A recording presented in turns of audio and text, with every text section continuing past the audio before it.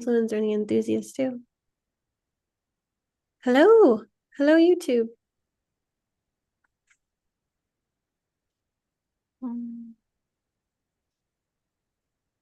Okay. Hi, welcome. Thank you for joining us for another Illuminated Archetype reading. Today, we're going to be gathering around 3 different archetypes. So we have the influencer, which is archetype 8. That was in transit previously. Currently, as we're recording this, we have the Tranquil, which is archetype 20. And then the next transit is going to be the Enthusiast, archetype 16. So we'll be looking at these 3 archetypes today. And we're going to be doing a chart reading for Jackie, who has the Tranquil in her attraction sphere and in her EQ. So this is her conscious Mars for the EQ and the unconscious moon for the attraction. So we'll be focusing on that. And if anybody is interested about getting your own reading done, we have it in the chat, or you can actually, you can PayPal us and then you'll send us your charts in email. Okay, if you're called to. So let's get started. And let's see, is Jackie I couldn't see her before. Maybe she's, let me add this. I couldn't see her before. Let's see. Participants. Oh, yeah, I see. Jackie, you're on. You're on. Okay, great. Okay, cool. So we'll just do the thing first, and then, so this, like we said, we are changing the format a little bit. So last time, everybody that we did the reading for came on, and we spent like over half an hour on some of them. So in order for more people to be able to get their readings and to be able to focus on the archetypes and through the lens of the archetype, we are going to do the ones that we are doing after Jackie a bit more concise. And you can definitely be here and write in the chat and all that. But it's going to be a little bit quicker. But for you, Jackie, we would love you to, if you want to write in the chat or come on and speak with us after, you are super welcome to do that because you booked when we were doing it the old way.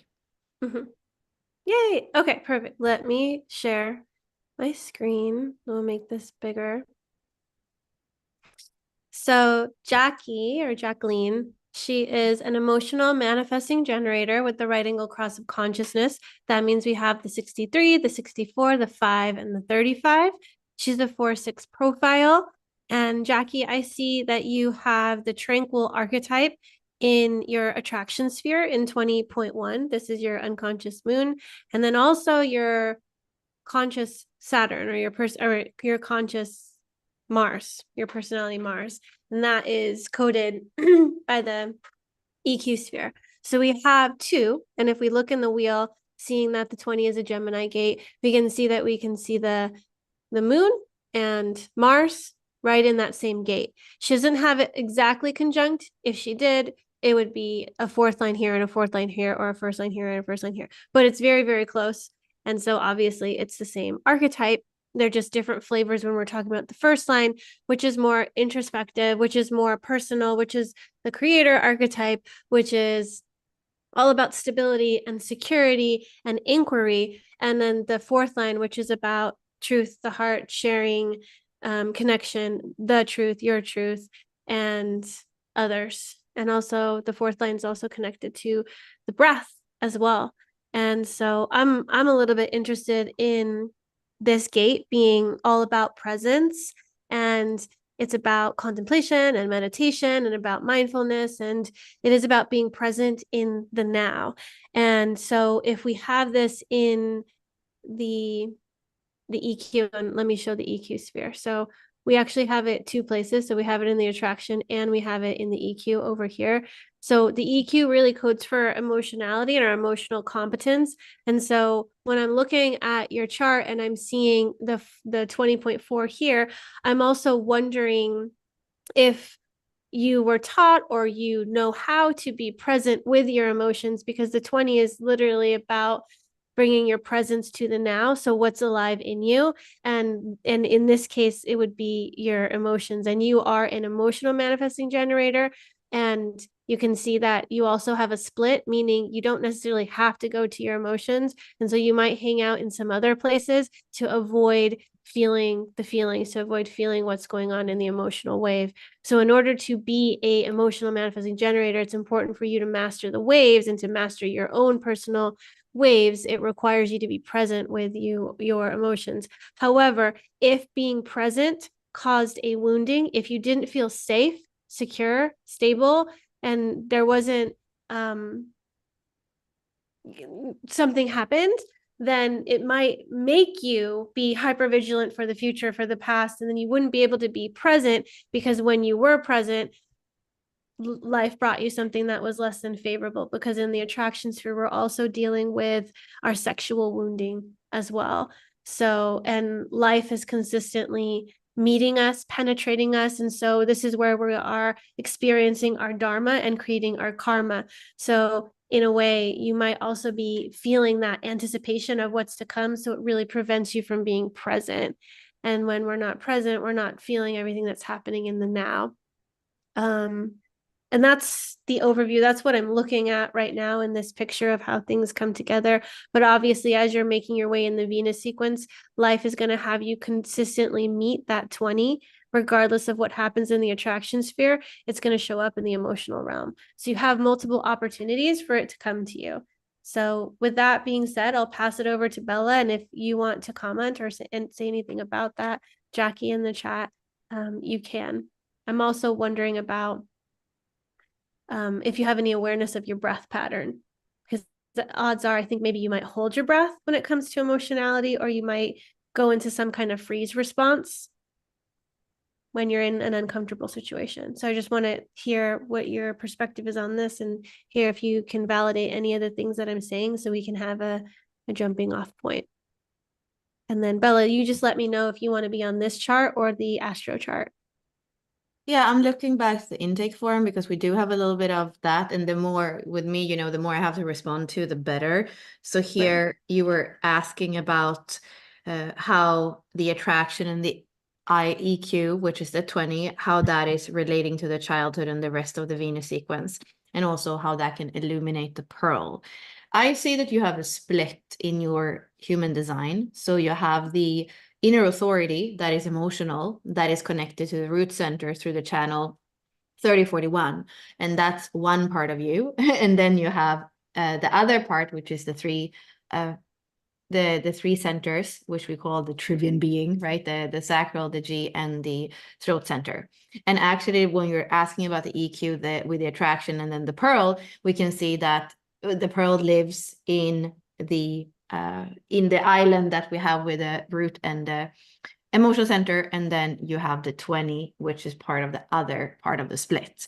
So there is something here where it feels like you are asking the right questions, and that really the preciousness for you lies in understanding and integrating your Venus work and your Venus sequence in order for you to be able to express your pearl in an integrated way.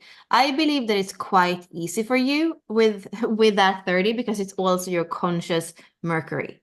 So there is something about you where you can probably look better than it is. I say this also from a place of being a 4-6. You're a 4-6 on the cross of consciousness. It's the same cross as Richard Rudd has, but opposite. And I also know Simone, who was working with us before, she's a 4-6 on the same cross. It usually looks really good on the outside. And with that 30, it also has like a lightness to it. It's part of the cross that we call the cross of contagion. So I feel that on the outside, it looks like you have all the pieces in the right place. And for all of us, there are challenges that sit there in the Venus sequence. And you have a 6 line in your core wound or in your vocation, which can feel like that shadow of separation. So I wonder if it feels sometimes like something is split, something is off, something is not right for you. And it's that kind of feeling on the inside. And maybe you know exactly what you think, put your finger on it, and maybe you don't know, maybe it's more subtle and it's just something that feels off. So what is the solution? Well, here, when we look at the 20 twice in your Venus sequence, I actually said it's about presence. But it's also about that superficiality where it could be the same thing again. It looks good on the outside, but it doesn't feel good on the inside. And with that 20 that you have, like we were saying in the beginning of the webinar, the 20 is part of a business that can be there. So I wonder like what you're doing on the outside in order to kind of fix things and make it feel better, but it doesn't, it's still, there's something that feels that it's off. And if you're a 4-6 with evolution sphere in a fourth line, it's often a sense of anxiety or a sense of like that we can't really breathe completely. So going back to the attraction sphere and having the 20 there, it is to be very present in the body, very present in the sacral center, very present in your sexuality, actually. But your sexuality is a first line, your intimacy is a first line. So it needs to be wholesome first with yourself.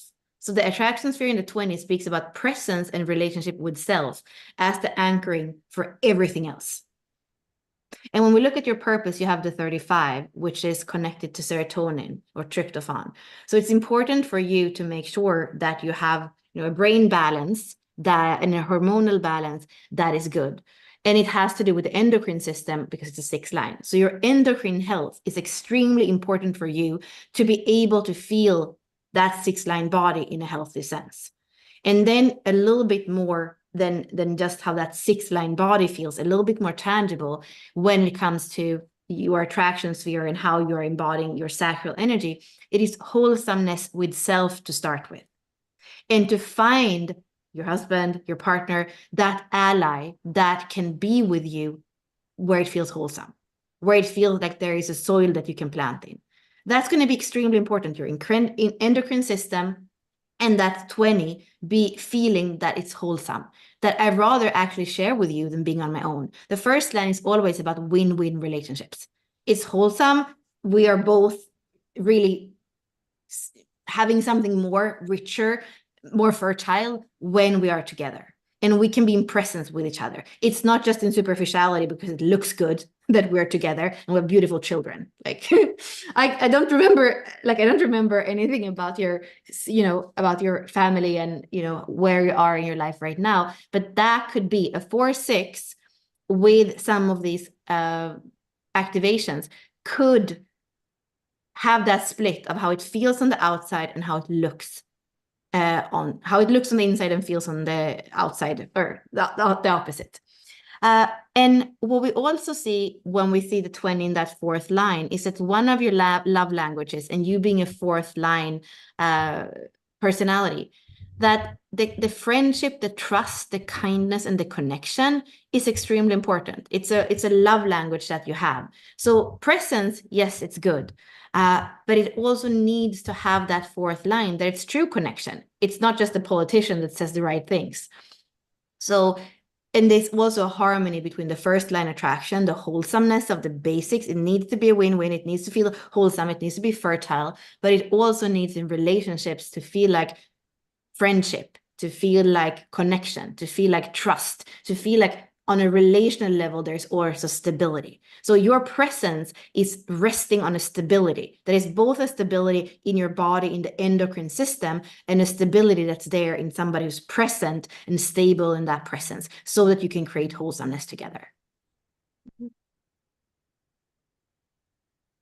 Yeah, there seems to be also a lot of sensitivity in your chart, seeing as though Jupiter is in the 19th gate, which is highly sensitive. And you have a 6th line in your purpose sphere and a 1st line in your attraction, like Bella was mentioning. And it could be easy to connect into the spirituality of things, but it's a big jump to go from the 6th line to the 1st line, to go from the 6th line energetic, spiritual, etheric realm to the dense physical body. And depending on what level of awareness and sensitivity you had, it makes it so that it can be, in a way, easier to experience trauma depending on how much bandwidth you have. And if we have certain levels of trauma in our body, then we might not want to go there because you're feeling it a lot more, and you have a completely open ego center. So when you are present, you're probably present with everything, and then it makes you feel like I gotta go help. I gotta go fix. It's my fault. I need to go do this. And there's a lot of like frenetic, frazzled energy in a lot of this individual circuitry, where it's especially in the 20, it's the busyness, it's the business of busyness, and it's like go go go. And I remember in your intake form you said, I just want to be present with my kids, I don't want to have to worry about who needs me, like what do I need to fix, like really wanting to be present. And I know that when I had my Saturn return when I was 28, the incarnation cross that I went into was for my life cycle was the cross of industry, and that one includes the 20 and the 34. And I have to tell you, there is parts of me that don't remember anything about my children's like first couple of years of life, because I was in survival mode and I was not present, and I was hyper vigilant to what do I need to do, who do I need to fix, what do I need to, like how do I need to do to please this person. And so I wasn't really present in the now. I was always focused and worried about what I needed to do, or I was just hyper focused on something else to keep me from the feelings of inadequacy or disappointment or whatever I would feel in this other area. So I just throw myself into Capricorn work land. And I don't know if you like can resonate with that, but like how present are you with your children? Like how much do you feel like you can remember? Because when we are also in the hypervigilant run around land, we don't remember much. And so the overwhelm is super high. And also we're very overstimulated. And I think it's really easy for people that have the 19 to be overstimulated.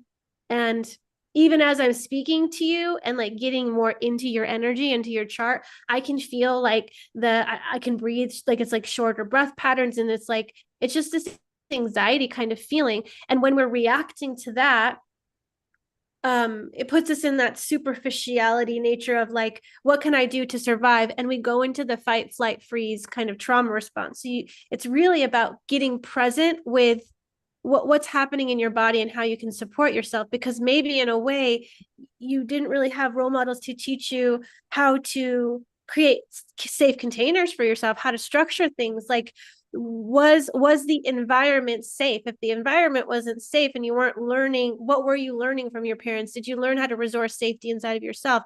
And with somebody that has sensitivity, any little comment from the parent is going to teach you about who you are as a child, as a person. And so if your mom didn't have time for you, then you can translate that into I'm not worthy of her time, and then I'm not worthy. And so that's where this whole like busy energy of I need to be useful, I need to be valuable. And then we go off trying to do that to then create worthiness and value for others so that we can then feel worthy and valuable. Says overwhelmed. Yes, I spent so much time trying to keep custody of the first two in the first marriage, and I feel lazy when I'm not working on something. And then nobody said to me everything will be okay. Yeah. One thing I'll say about that, and then I'll pass it over to Bella, is that like you've heard like the body holds the score. We have fascia in our body, and as a feminine being we also store things not only in the fascia but in the womb. And your attraction sphere is the first line, so there's something also deep in the bones, deep in the depths of you that is like a wounding. But what I wanted to say about the fascia and the womb is that we store things and our body doesn't know that the event is over. So as animals, when we go through a trauma or we go through, like say you're getting chased down by a predator like a cheetah and you escape. Well, when an animal finds a safe place, they shake off the trauma and then they rest. But as humans, we have cool little brains that are very useful, but also kind of sometimes we bypass that moment where we need to shake off the trauma and rest. And if you're busy, busy, busy, busy, busy, then your body's like, we're still in a threat. And it doesn't know that the threat is gone. And so we have to make ourselves slow down enough and breathe and be present. And we have to tell ourselves, I survived. I survived. And if you can tell yourself that, then you're the one telling yourself everything's going to be okay. I survived. I've got this. It's good. I think you're also sensitive in a way to what's coming, what you're anticipating, because you asked about the pearl, and the pearl is in 30.6. And we have this whole channel where it's about anticipating something new, a new feeling, something coming. You also have the 35 that wants to experience new adventures. So it can be really difficult to be present when you're sensing so much freaking stuff. And you don't really know how to deal with it because you don't know if it's a threat or not, because your nervous system isn't regulated enough to be able to take the next thing. So you're just busying yourself to deal with the current thing. And you don't actually ever get to experience the newness that's coming because you're not present enough to take it in and receive it. Okay, sorry, that was a lot. Yeah, thank you, Ashley. And I see also Kelly in the chat mentioning the breath. So going back to how we look at the lines as the chakras, of course, the fourth line has to do with the chest and the heart. So when you have a fourth line in your EQ and also you're a 4-6, the breath is going to be very important. And it's a way of regulating the nervous system and also the stress levels. So breath is absolutely important. I do feel as well, when we look a little bit more at what is the astrological part of this, you are a being of the future. You're 4-6, you have a 6-line body, which is the body of the future. And you have a lot of Aquarius future activations. We have the 19, you have the 30, you have the 41. So a lot of you are a being of the future, and it can feel difficult on the crest of consciousness as a 4-6 with a lot of Aquarius to live in this dense world. And it's almost like your system might not completely be made for it. And that's also why partly that 6-line core wound of presence go out of the window, and the 20 can go up to superficiality, because in a word that is still so dense, when you have that 6-line body and all that Aquarius, it feels like it's not the place for you. And that's so many people with that 6-line core wound that are going to feel that. And then you also have a Scorpio ascendant. So what we know is that your task here is to not separate, to not go superficial, to not live your split. Like, it's nothing of that, to not breathe. For you, the answer is never not to. The answer is actually to lean in. So that ascendant that you have in Scorpio, it is to lean in more. And it's to connect the split, connect the breath, connect the presence with the wholesomeness, connect the friendship with the foundation of how it feels in the body, connect the heart with the hormones so that serotonin level goes up. So it's to find ways of connecting. And Ashley was speaking a little bit about your SQ, which is role models with integrity. So whatever your parents showed you as a child, your responsibility in this life as the parent that reparents yourself is to be a role model with integrity. And there might have to be some boundaries or limitation. You have the 60.5 in your SQ. So there might have to be some limitations, some boundaries, some ways of kind of using old rules, but you are using your Aquarius 4-6 bridging ability to set new structures and rules. They're going to work for you so that you can be present with your body, be in your endocrine system the way it is, have time with your partner, and also being a mom. So there is something with that SQ, the very heart of it, that says, I am building structures and I'm using the experience and the wisdom of the past, but I'm setting those structures for the future to be able to embody the 4-6 and be the being of the future that role models what it is to start to live in a world where it's going to be much less tangible. But for you, I would say a world that is actually way better for you, and the completely open ego center, a world that we don't have to prove anything. We just have to be who we are uniquely. And for you, a lot of that is to reconnect with the parts that can feel numb. The first gene key has that numbness in it, which is your ascendant. There's going to be a task. There's going to be like a homework of opening up so that the numbness doesn't eat you up. And the same thing with the fourth line. That anxiety to not feel it is a numbness. So wherever you feel numb, it is to come in and to connect there. And then we know that you have an emotional authority. So you are here to feel. If you feel like it's a waste of time to feel, there can be these things too. No, it's not efficient to feel. Well, you are an emotional authority, and there's a beautiful wisdom that can come through that as well. And the worst thing I can say as a child was when I knew that my mom was feeling a lot, but she was trying to be a really good mom and not express it and kind of hold it in. But I could read it and feel it. So it would have been better if she would have found, of course, better if it's a mature way, but some way to let me know that it wasn't my fault that I was feeling that unspoken energy in the field.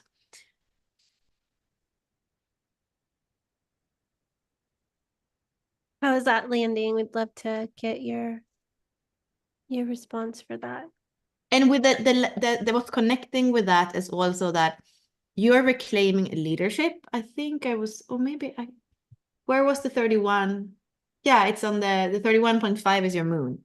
So whatever you learned about leadership in Hong Kong, or like where you came from, your primary caregivers, like you're here to reclaim your moon, which is the master of leadership. And I think that with that 60.5 that you have in your SQ, and with all that futuristic being a 4-6 and all the Aquarius, I believe that you're here to reclaim your moon so that you can nurture a new kind of leadership in the world. Mhm. And that is going to take that you're able to ground into that presence, and that you're able to have, the time to yourself as well, because the first line attraction is going to need to have that time for presence with self before it can be there for everybody else. Yeah. What are you creating in that presence? What are you creating as you're anticipating being that, having all that Aquarius, like they're beings of the future, and have the vocation of the sixth line, you're also a being of the future. So when you get present, you're going to tune into what also needs to end, what also needs to die, what do we need to be done with. 42 is all about completion. And so when you are present and you're anticipating the new, you have to know that the old has to go. And the 60 can cling to the old as well, because I want you to know that the structures that you made when you were a child to help you deal with your sensitivities are outdated, and that you need to upgrade your software. And it's just about being present to be able to create the new software. That's all. But if we're busy, you're in an operating system that is not congruent with who you've evolved to be. So it's almost like, you know, wearing clothes that are too tight as well. It's not a good structure for you anymore. It's a box that you need to break out of because it's too tight. And that's also what's creating a lot of that I can't breathe energy, because it's just too tight. You don't believe the same things. You don't need to protect yourself in the same ways that you did, because you were left to your own devices. You had to figure it out for yourself. So now that you're older, what can you do to create something new for yourself that's going to support you? You're very creative and imaginative, and I'm sure that if you get present and then you ask those questions, you're going to arrive at the truth. And for a 4-6, that truth is what's going to guide you, what's going to build your life. And that sixth line is really tuning into something completely different, completely new. But you kind of need to also be with the emotions that needed your presence, because in order to move on to the new ones, you have to move through the layers of the stuff that's just waiting for you. When you said you just want to be present with your kids, you also just want to be present with yourself. It's a desire and a drive inside of you that's really saying, I just want to be present with myself. And so, practicality wise, when you wake up, the first thing you do is you go and you take care of yourself. You lay in bed, you don't grab your phone, and you just allow yourself to breathe and get into a correct kind of rhythm and pacing with your breath. Your 515 channel is unconscious. That means that rhythm and pacing is in your subconscious nervous system, it's in your automatic nervous system. And that means that it may be in fight or flight. So you need to consciously bring your conscious attention to that and start your day off with, how am I waking up? Am I waking up with anxiety? If you are waking up with anxiety, what do you need to do to support yourself? And that could be like, oh, I need to get in the shower. I want to put on some music that's really going to help me. I need to do some breath work. What can you do to support your system? And as you are starting to regulate and you find your new baseline, you're going to see what disturbs you. And what disturbs you and brings you back into the fight flight response, that's what you're going to need to say, all right, I need to create some boundaries around this. I'm not allowing this in my life anymore, and I'm not going to go this way. So you're going to need to have this completion point. Okay. Wow, where did the time go? It kind of like flew. Yeah, well, just going back to that connection with the 20, the Tranquil, and then the Pearl, like we say, the way that you're here to use your voice, it's always with the totality and the wholesomeness of who you are. And we can see also that you're never done. As a 4-6, as a six-man being, you're never done. So you're inquiring. You can see the fourth house family, like the way that you're here to be with your kids, the way that you're reclaiming the leadership and the nurturing of your moon, which is the ninth house of truth. It's it's an inquiry that's there. But the more you can be present and total with everything that is, the more that is going to be able to come out. So also know that you are an evolution. You're kind of role modeling that evolution as well. And you were not supposed to already have it figured out in that fourth house. You're here to inquire and be curious what it is to come closer to truth, to come closer to motherhood, to come closer to leadership, to come closer to consciousness, which is your cross.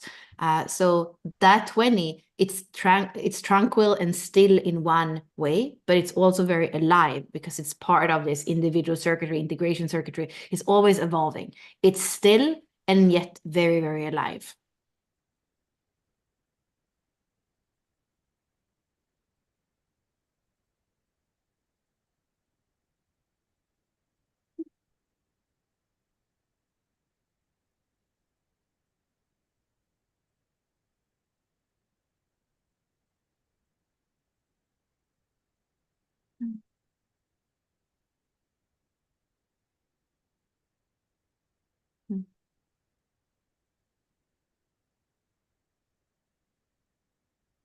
Oh, thank you, Jackie. I love that you're in the inner circle too, so that we'll be able to be with you and support you and hopefully unpack more of this. I definitely think that it's important to be with yourself, your nervous system, dig into creating a new operating system for yourself, like upgrade your software. Because you've changed. So it's time to upgrade. Upgrade your life. Okay. Thank you.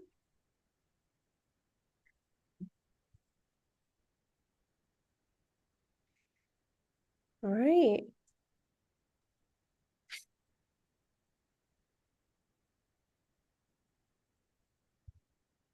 So now we have some time because we only had Jackie that booked. I think we haven't really been full force with this yet, and we'd love to keep continuing doing this, but in order for us to keep continuing this, we definitely need people to book so that we can read charts.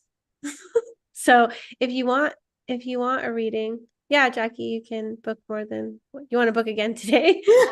I want to book again today. So I think that the thing that would be for those of For you your that kids. are for those of you that are booking something in the future, now that we aren't really like bringing you in to speak, I think a like follow-up call, maybe even half an hour with me and Ashley could be the next step to go so that we get to, either just speak about it together or even deepening an hour or something with us. That could be the next step. But of course, you can also book as many time as you want with all the archetypes that you have.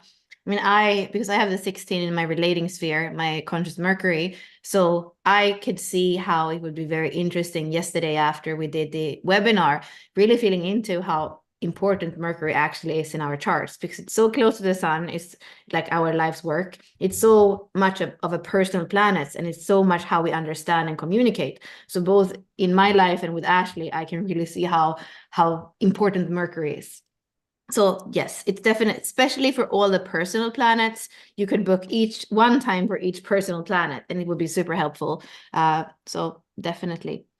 And I wonder, Ashley, if we want to illuminate the 8 and the 16 in some way so that we possibly have something to put into those archetype courses or something for the inner circle, like for the last maybe 20 minutes, or what do you feel we Sure. can? How do you want to do that? Do. I mean, I feel like I'm always future oriented. So, but the one that really feels more alive is the 16 because that's a Gemini gate that has that versatility that lives in Gemini, and it has a process where it's identifying with something and it therefore has energy, even if it's a projected channel or gate. It has the energy to do it over and over again, and then it becomes really good at it. So the 16 with the 9, because the 9 gives it like if you continue to focus on that thing you're identifying with little by little every single day, you become a master of it. Bella and I identified with gene keys in human design, and then we made it our lives. Bella probably took a similar approach to learning gene keys in human design as she did other languages. And she was like, let me immerse myself in it. It's best to just go into the environment that everybody's speaking it. So throwing yourself into these kind of communities, whether you understand it or not, is really valuable, because eventually you're going to get to know it, because you're going to hear it enough, and you're going to have resources to go deeper into it, and then you're going to start to be able to have a conversation and a dialogue about it, because like, oh, I know what the spheres are called, oh, I know this archetype, or I know this gene key, and then you'll start to be able to contribute to the conversation, and then it'll give you that confidence and the competence and some of that depth to be able to add to the interactions and the conversations. And 16 is a Gemini gate, so it is about communication and communicating and sharing those skills, because we're taking that depth and we're manifesting it through the throat, because it's depth, and the 16 is skills. And I remember reading about the Beatles and how John Lennon has gate 48 and Paul McCartney has gate 16. And so John Lennon actually wrote a lot of the songs. He was a great writer. And without the lyrics, they wouldn't have landed as much. And Paul McCartney was a great performer. He had the skills, he could play the instruments, he could sing. And so he was a great performer. But without John Lennon's music and also his idealism, right? The Beatles were pretty progressive as well. They were pretty they were taking risks and taking drugs and discovering about the universe as well. So yeah, having that channel is also super valuable. and and I remember having a business partner in the past who had the 48 and I had the 16, and it was really cool having that harmonic gate, because it's like I could access more depth through her, and like I had a lot of skills and versatility. So it was really cool. And she was a projector, so already there's a lot of penetration and like going to the depth of things. So yeah. Yeah. Mm-hmm. Yeah, when this one is overpowered, if somebody has a whole channel, I usually don't feel really like I don't feel a problem with that. Because in some way, I guess that this channel is focusing on something, because it's identifying with something, it's focusing on that. So it's not necessarily that it overpowers you. It's more like you kind of get to look at the dominance channel, like you get to look at the process that is very whole in itself, very focused on something. So it doesn't feel like it necessarily overpowers my versatility or my identification. It's more like I get to see it. And I know two chiropractors that are both amazing. They work quite differently, but very precise, both of them. And they have the 1648, so that they are able to both have the depth and also like other modalities and a lot of things that they have done to be able to do the work the way they do. And it seems to me with chiropractors that they actually have usually quite a lot of logical circuitry. The 5818 is like, something is off here. How can I align this in a more precise way? Oh, yep. Do we have any questions or anything? I know it's a webinar, but is there anything around those three gates, the 20, the 16, or the 8 that's coming up for those of you that are here that you want to ask, or anything that we can clarify with that? Is there a replay of this in the inner circle? We're putting this in, this goes on the replay page of the Illuminated Archetype website, and then we put it inside of the courses that it's associated with.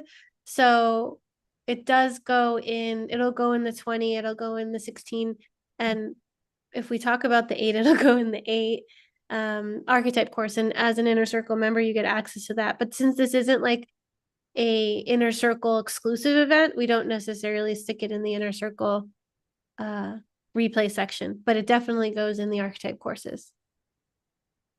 And we'll send out an email that about the replay and say the replay is uploaded, and generally it's on that replay web page because you had to register to get into this one. And yeah. Is there any big meaning or significance of both my Jupiters being in gate 8? Sometimes people have both their Jupiters in the same gate. probably because maybe you started in the first line in one, and as it moved, it kind of moved through the gate. But Jupiter's a really big planet, and since you have both of the influencer in that gate, you're going to probably have like a really unique style, whether it's clothing or whether it's the way you speak or whether it's the way you style. Like there's just something that is not standard about you. And it's not that it's like, oh, I know the trends. No, that's not what style is. It's more about like there's this unbridled expression of you that's coming out into the world. And when you're in your uniqueness and you're contributing your spark, yourself in the world, people catch on and they're like, wow, that's really cool. I want to do what you're doing, or I want to dress like you, or I want to do this thing. And so it's because it's individual circuitry, it really impacts and influences other people because it inspires them to be unique too. So style is going to be important for you to uncover like what makes you unique and how are you different. So I'm also And wondering with what that expression is for you, Karen. Like, tell me, like, how are you unique and stylish? Like, where does your style come out? Because it's not always in the traditional ways either. Why are you different? Well, in the meantime, I can just speak a little bit about the geometry. So when we look at our Jupiters and we translate them into the gene keys, our Jupiters are going to be the pearl and the culture. And that's what we are calling legacy for the pearl, and we're calling protocol for the culture sphere.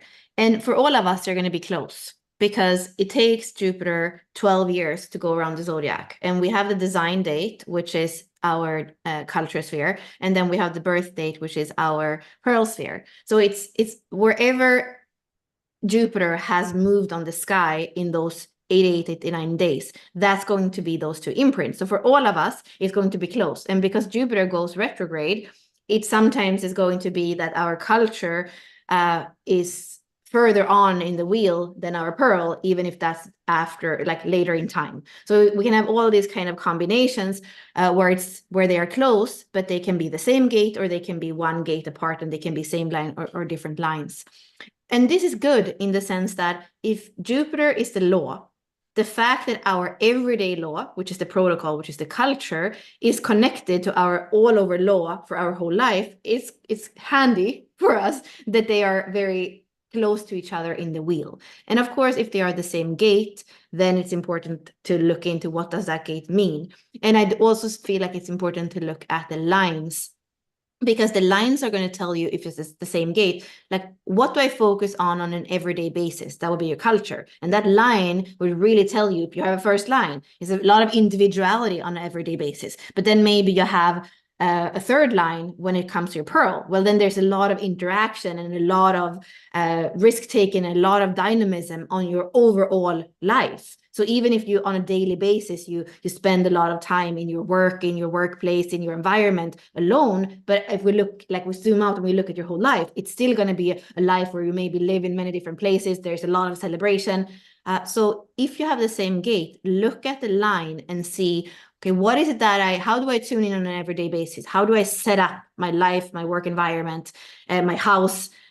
And what is more that theme of my whole life? And then the keynotes of the pearl are super cool in that sense, with the recognition of the third of the second line and the celebration of the third line, and from 1 to 6, all these words, because that word is going to be important for you in terms of the whole legacy that you're here to leave. Yep. And then about the gates to book, yeah, like we said before, you can always book on the call. You could just PayPal us, but if you don't have one of the 2 or 3 gates that we have, then no, then you have to wait until they are in transit. And on the landing page of Illuminated Archetype, we have the schedule. However, if we feel like there is nobody really that want this because nobody ever books, then maybe we'll change it around and do something else every other Thursday, because we want to do both for the inner circle and for the larger community. We want to spend time on what's really helpful. So walking the wheel is a call where it's a lot of interaction. If rather than having short interpretations, people would like to have a Q&A, or like, we will reconsider what we want to do for extra support for the community. Mm-hmm. Yeah. And we're open to suggestions too. I feel like we're kind of like shooting from the hip with some of these things. Like we're like, oh, I want to do this. This sounds fun. So we're led by our enthusiasm. But if you're not enthusiastic about it, then it doesn't really work. So it's like me and Bella can be enthusiastic all we want, but if it's not being bought out there in terms of like, I buy into this enthusiasm too, I'm gonna be enthusiastic too, then it's just me and her. Maybe me and her should just we're gonna have some chart reading time just with us, I guess. I don't know. We're kind of motivated by interaction and by the audience as well. You know, Bella's got the 11th house in her life's work, which is all about friends and community. And I'm a Leo moon, so if I don't have an audience, then I don't think I really care in some ways. I think the cool thing is though, I mean, even like 30 minutes with you or me, Ashley, I think it's like $90 or something.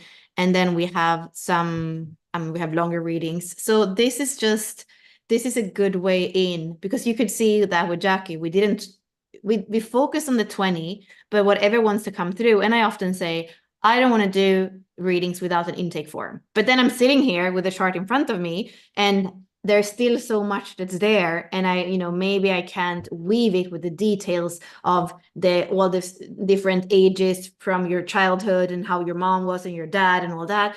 But the essence of what comes through, because actually I have looked at so many charts, is like it's still going to speak a truth. Maybe it's not literally with details, but what we spoke about with Jackie with the split, what we spoke about, the breath, what we spoke about her boundaries, what we spoke about her being able to reclaim a leadership that's different from the leadership she saw when she grew up. All these themes are going to be important in her life because they are there in the blueprint. So exactly the way in the details that it's going to look like, maybe we can't speak to in a reading that is the where we don't have an intake form, but it is, I mean, yeah. And I think that there's also some kind of some kind of synchronicity that what is supposed to come up today will come up today. And maybe if we would have looked at the chart at another time, something else would have come up. So it's a kind of, it's a fun way in, I believe. And then each one of you decide where do you go with it, because there is an activation in having us pull the chart and even kind of going public with a chart. And then it's for you, whoever was read, to say, okay, what do I do with this information? And like Jackie said, where can I listen to this again? I feel like, she has a first line attraction in that 20, like to bring presence and embodiment with this herself and listen to it a few times where it's not like a lot of things happening in the chat and us at the same time is important. So all these activations that we do in Unlock Your Design and in the inner circle is to start to pull and activate so that, again, what we did today, liberate it so that we can liberate more of our genius, unlock more of our potential.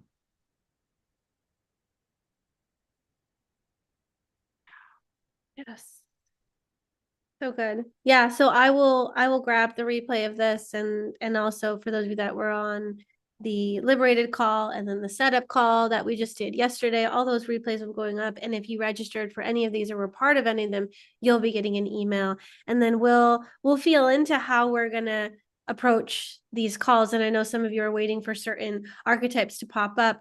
Maybe we won't follow the transits. Maybe we'll just take a certain amount of chart readings and just go with the archetypes and then place them there. Maybe they won't have to do with what's alive right now. We'll see what we do, but for now, I'm so glad that we got to look at your chart, Jackie. And I'd love to see if anything else lands for you. You can put in the inner circle or whatnot. And for those of you that are interested in a certain archetype, just message us and be like, I'm waiting for this one. And then just let us know. And if we have enough interest, then of course we can make it work. So definitely reach out and let us know.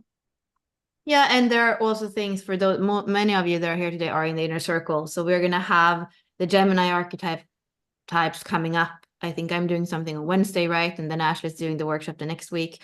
So there's so many ways of playing with this. But yeah, like I said in the beginning, feeling into the Gemini air, masculine, quick energy, kind of mind related. That's where we're going now. And that's where Jupiter is going to be for a year, expanding and kind of showing us too where we have maybe resistance and things that we're still integrating and embodying more.